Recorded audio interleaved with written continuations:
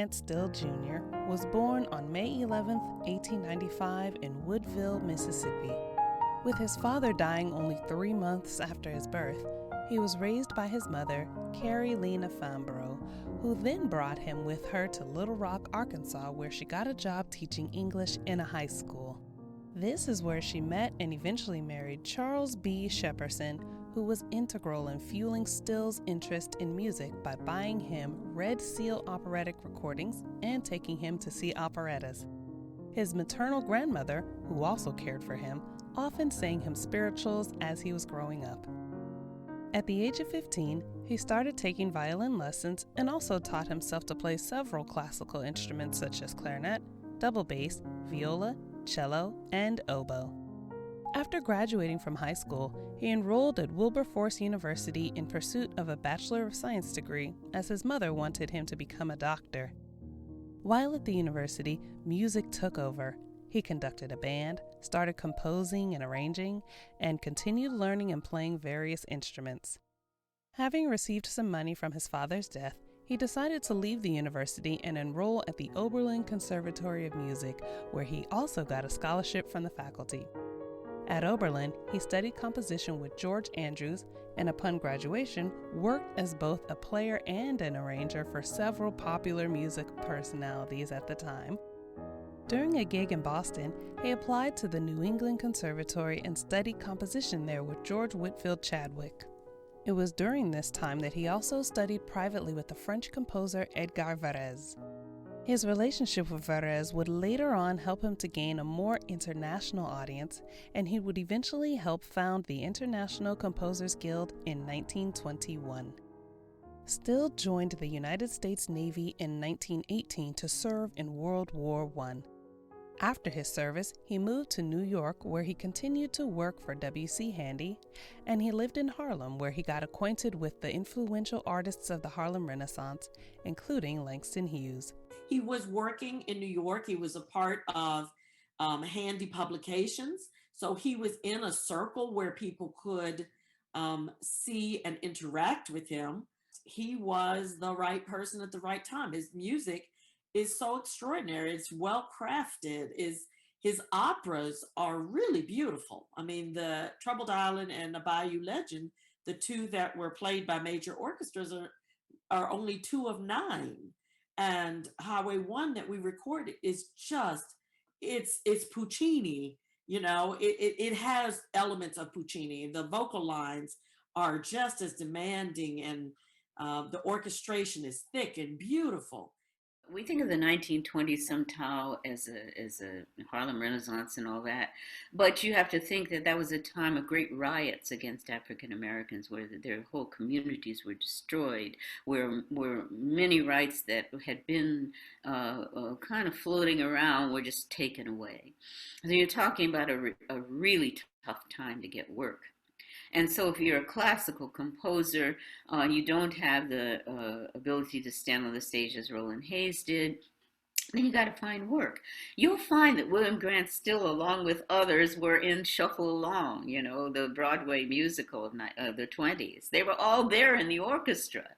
So, you know, jobs in other genres made ends meet. And because they knew those styles, others, you know, they used those styles and they learned those styles. And if you were William Grant Still, you mastered those styles. Now, others like Ellington and Scott Joplin, a little earlier and later today, maybe we say Jacqueline Hairston, loved those other genres and continuously utilize them both separately and in their classical music.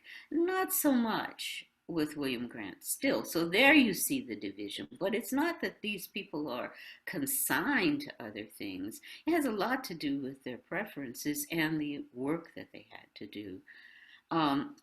Still and Jacqueline Hairston and Noel da Costa participated in other popular musical genres substantially, but predominantly they created classical works which they just infused with non-classical styles. During his time in New York, he worked with many more figures in the popular music scene, including Fletcher Henderson, Henry Pace, and Willard Robeson. This diversified Stills' writing style and musical education. He ended up a part of some very powerful collaborations. One of the ones that was fascinating to me was the collaboration he did to write the piece "And They Lynched Him on a Tree," which was a choral piece using a white and a black choir, two separate choirs.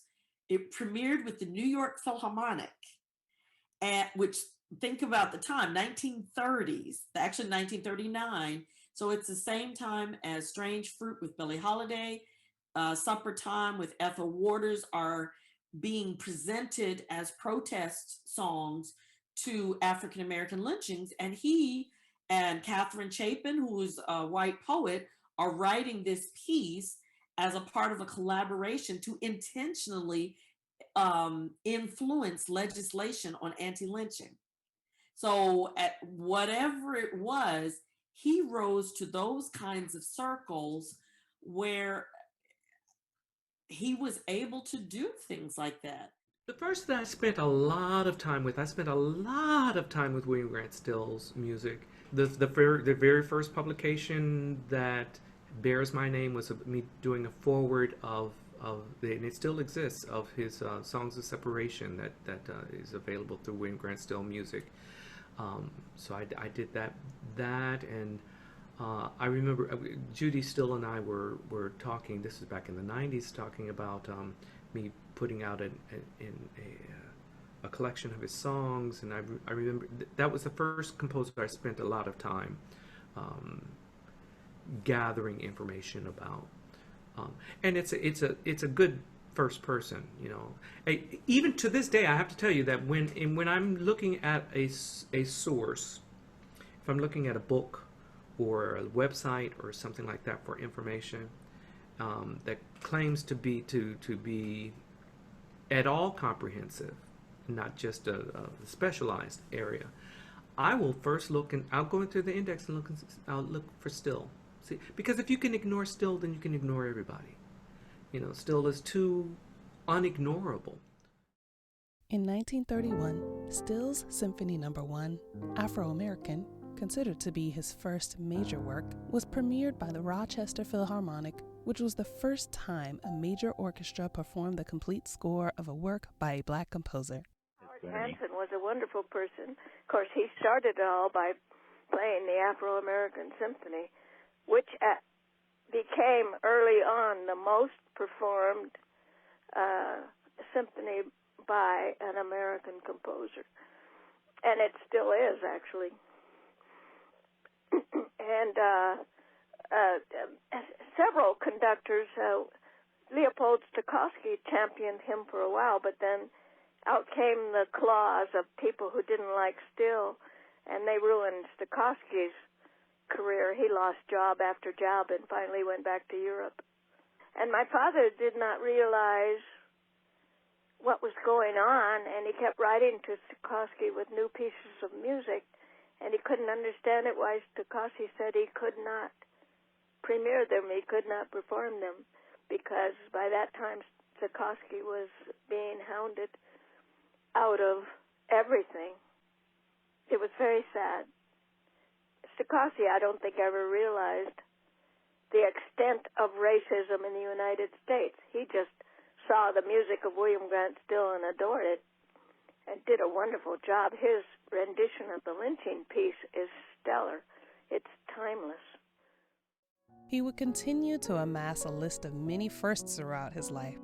He was the first African American to conduct a major symphony orchestra when he was invited to conduct the L.A. Philharmonic at the Hollywood Bowl. He was the first African American to conduct a major orchestra in the Deep South when he conducted the New Orleans Philharmonic. His opera, Troubled Island, was the first work by an American to be performed by the New York City Opera.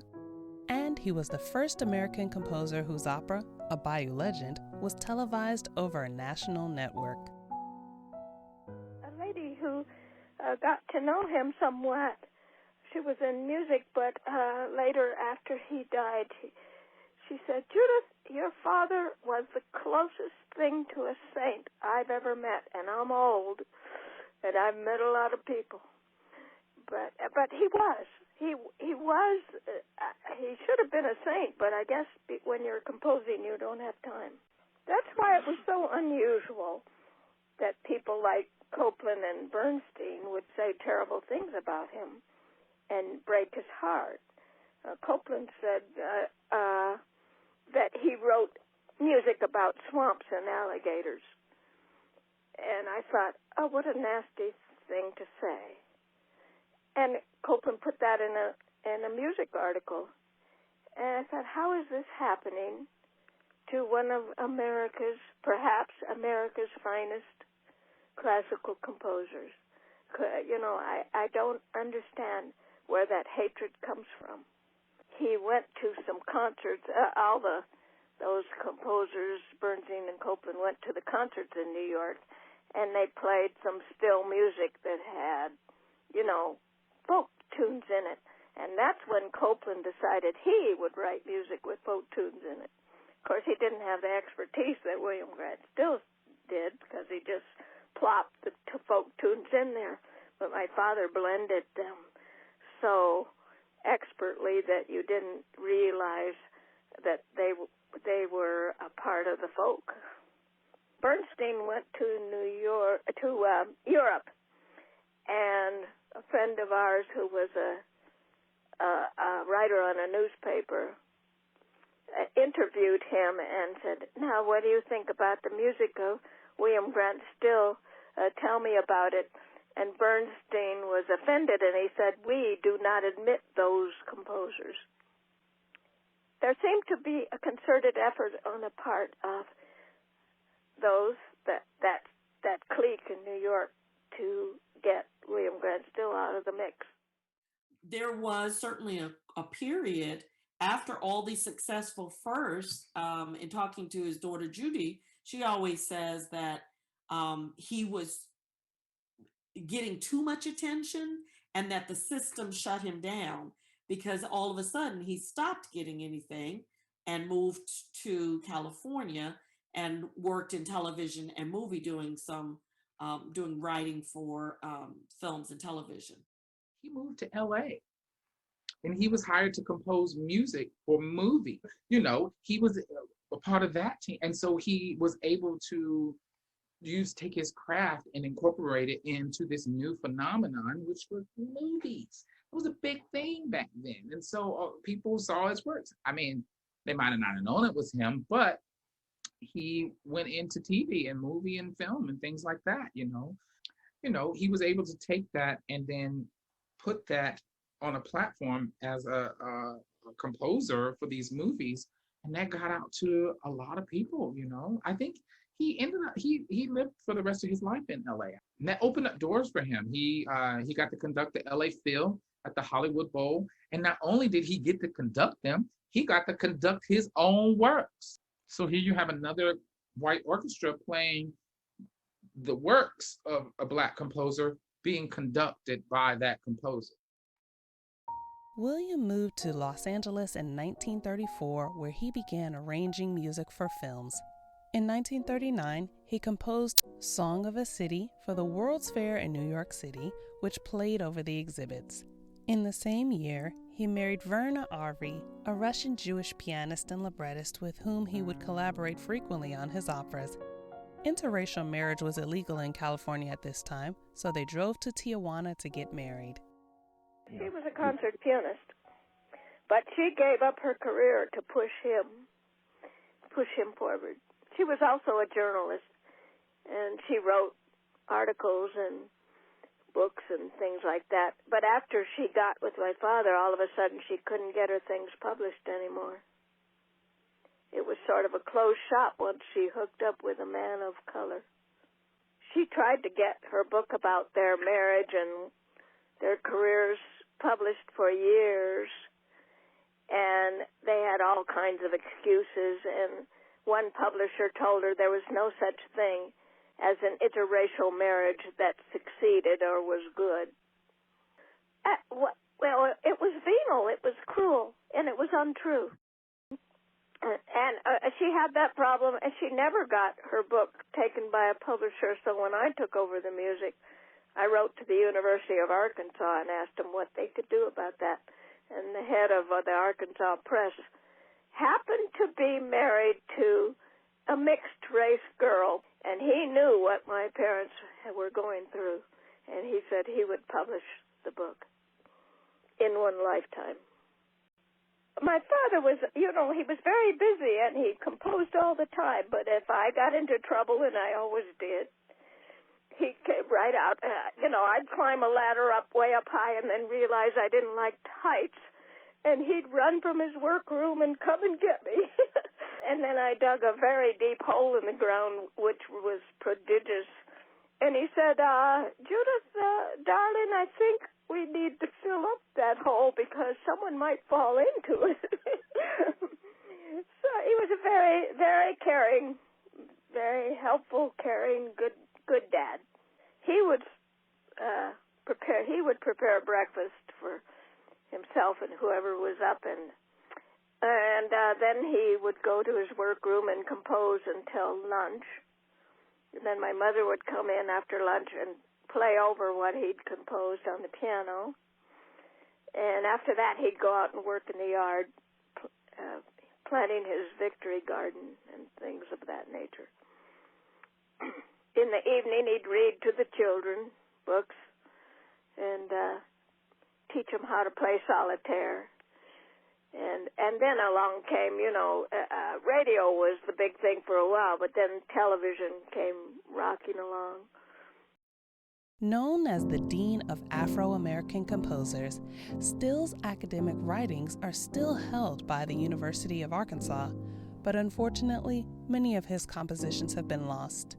Singers would, that they knew would ask him to write something for him, and the trouble with my father was, though, if somebody would ask him for a piece of music and he wrote it for him, sometimes he'd just hand it to him. And since there weren't any Xerox copiers in those days, there was no copy of it. There are thousands of pieces of music, but there's still yet more. And he wrote more than 1,000 pieces and songs in New York before he left New York. And the music is out there. He didn't bring it with him. I think there are several elements to William Grant Still's work becoming impactful, and many of the first that he experienced. But he stood out through his sheer musical ability to capture diverse styles, his acumen, and his connections with those who, again, could, as we think of some other composers, could bring his music forward. So I think that's very important. When you get to the point where you're writing for a lot of films, then you're, again, dealing with people who see your ability and can put it forward. And then he also had a wife and his daughter who carried on that work of bringing his music to the fore. So it was never lost. They form an institute and a publishing organization, and they make sure that music gets out there. She came to do a presentation my first or second year on her father, and I'd never seen a presentation on William Grant Still. And she had all these home slides, and it was fascinating, and I was like, who is this? I mean, I knew who the name was, but to see it and to actually meet her was really fascinating. So the last festival I did in North Carolina before I left to come to Michigan, I invited her to talk to the students because we presented one of his operas. And so she did a Q&A and talked to it. She is the reason William Grant Still music is alive. She single-handedly brought that music back from oblivion, because after, he left, moved to California and dies, the music is not being played. She said he was blacklisted. And so his music was not receiving, any attention. So she founds William Grant Still Music, which is the place to get all of his music today, or primarily to get his music.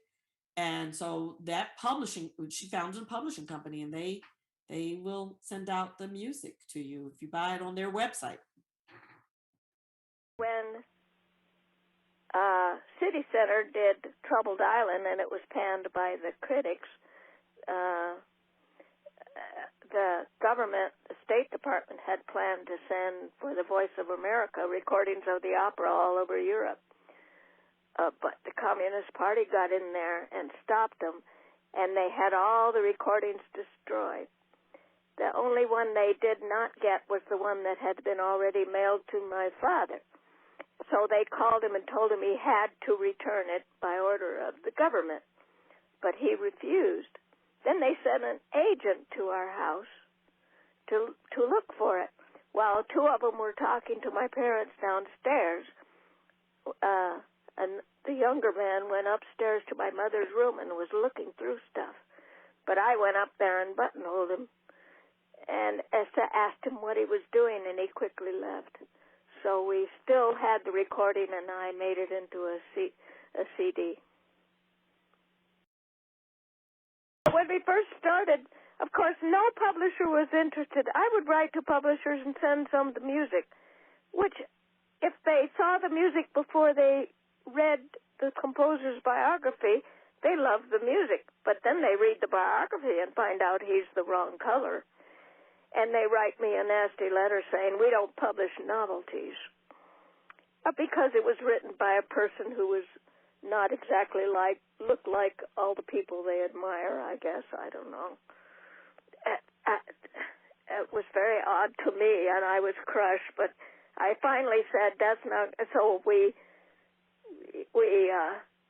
did a lot of things to earn money, and we finally got a copy machine and started copying my father's manuscripts ourselves because I realized that nobody was going to publish. And in one case, I sent to a very famous publisher a copy of the lyric string quartet. And but they read the bio and saw who William Grant Still was, and they sent it back and said they weren't interested. Then we published the lyric string quartet, which is now a standard among string players.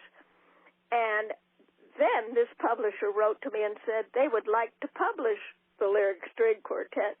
And I said, too bad, so sad. You had your chance, and you rejected it.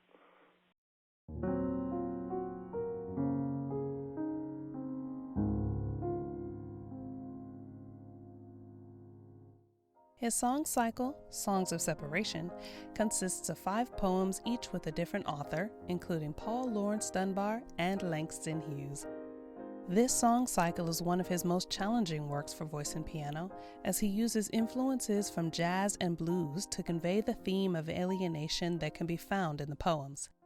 He has a great ability to characterize. He decides in that one cycle how he wants to present, as all composers do, but he goes further.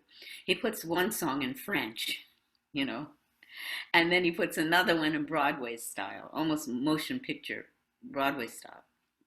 And they right up next to one another. And so what are we to say? And then a final song that's very much sort of a civil rights statement.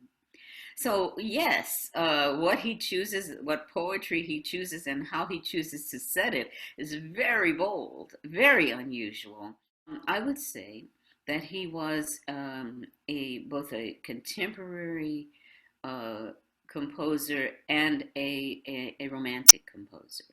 And I see 3 influences in his music, well, many influences, but several. One I see is Debussy. He loved Debussy. You can see it in Poème, the French song. Interestingly enough, I've lectured on that song for the William Grant Still Organization under his daughter. And what I find is that when you compare his opening of that piece, Poème, French piece, to Debussy, you will see that it is the same kind of chordal form and structure. And I used to tell people, watch out when you sing this song, because it goes ba, da, da. And the key to singing that song so that it is expansive and gorgeous as it is intended to be is to hear that syncopation and those chords, which are very Debussy-esque. The second thing is that he does bring in Broadway and his experience in motion pictures. And you will see that in this, and If You Should Go. It's really almost a popular song that he's brought in there, and he uses a very American approach, to it. And there you can begin to also see some of the chordal structure that is influenced by his French schooling. So yeah, the setting of the poetry and the setting of chords for that poetry is quite unique, because nobody else does that. Nobody else puts two languages and a totally different genre in one song cycle.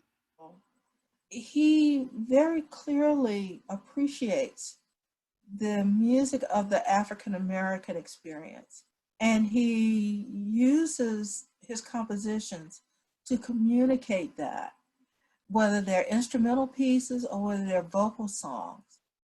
And thus, as a singer, whether or not you are African American yourself or not, I think it gives you an opportunity as a musician to be able to develop a greater understanding of the music of that era, and especially particularly still.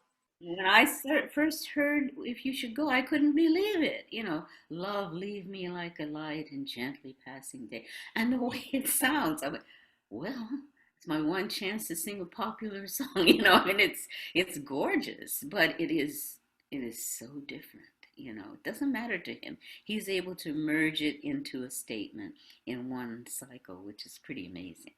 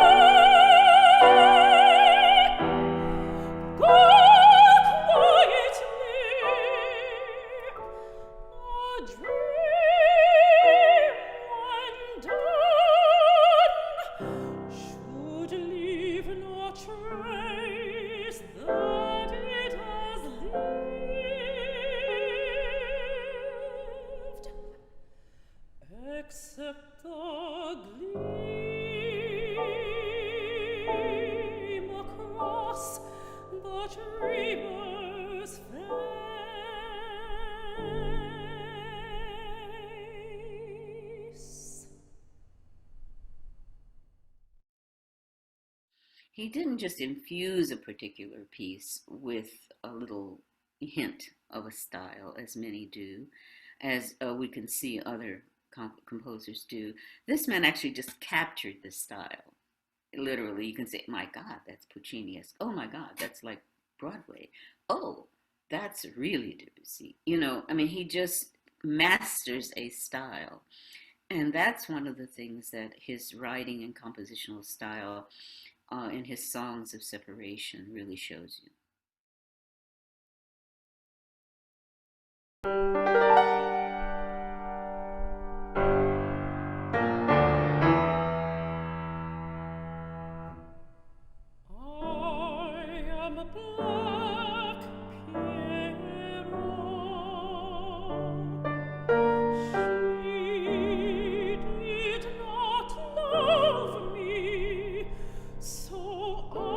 Away into the night, and the night was blood.